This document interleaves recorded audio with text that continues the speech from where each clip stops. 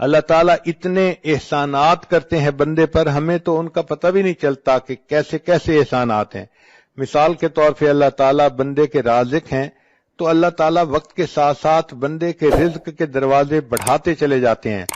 ایک علمی نکتہ ہے، بچیاں اس پوائنٹ کو نوٹ کریں کہ دیکھیں جب بچہ اس دنیا میں پیدا ہونا ہوتا ہے تو ماں کے پیٹ میں اس کے رزق کا ایک دروازہ ہوتا ہے، وہ ایک تعلق جو ماں کے جسم کے ساتھ بچے کے جسم کا ہے، وہ ایک آنت ہوتی ہے جس کے ذریعے سے خون اس بچے کو مل رہا ہوتا ہے، غذا مل رہی ہوتی ہے، اور بچہ اسی کے ذریعے سے ماں کے پیٹ میں پل رہا ہوتا ہے۔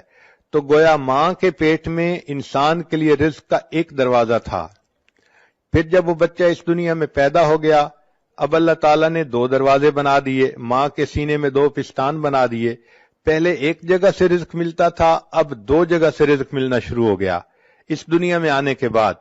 پھر بچہ تھا، ماں کا دودھ پیتا تھا، جب بچہ بڑا ہو گیا اور ماں کے دودھ کے علاوہ اب باقی چیزیں کھانے لگ گیا، اللہ تعالیٰ نے اس کے لیے رزق کے چار دروازے کھول دیے۔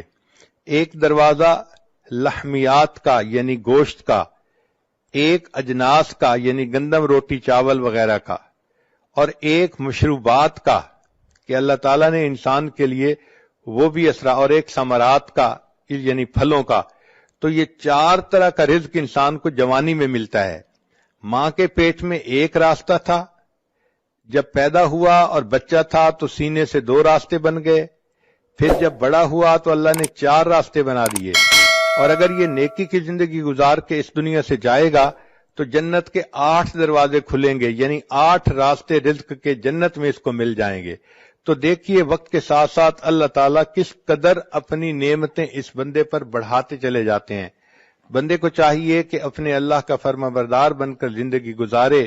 اللہ تعالیٰ بہت رحیم و کریم ہے، وہ بندے کو اپنی نعمتوں میں خوش دیکھنا چاہتے ہیں، اپنے بندے کو محروم دیکھنا پسند نہیں کرتے۔